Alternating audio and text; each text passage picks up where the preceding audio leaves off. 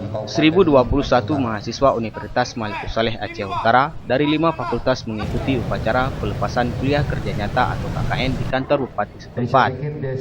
Upacara ini dipimpin Bupati Aceh Utara Muhammad Taib alias Cik Mat secara simbolis dengan menyematkan atribut peserta KKN dan penandatanganan serah terima mahasiswa KKN dari panitia KKN kepada pemerintah Aceh Utara. Ketua Lembaga Penelitian dan Pengabdian kepada Masyarakat Julius Dharma SAG MSI mengatakan, sebelum menurunkan mahasiswa KKN ke desa, mahasiswa dibekali ilmu jurnalistik dengan tujuan agar para mahasiswa bisa memberikan informasi kepada masyarakat. Ada sesuatu yang unik pada KKN kali ini, ada sesuatu yang menarik pada KKN kali ini, adik-adik sekalian. Adik-adik sekalian, kami copot masing-masing kelompok satu orang untuk kita latih jurnalistik.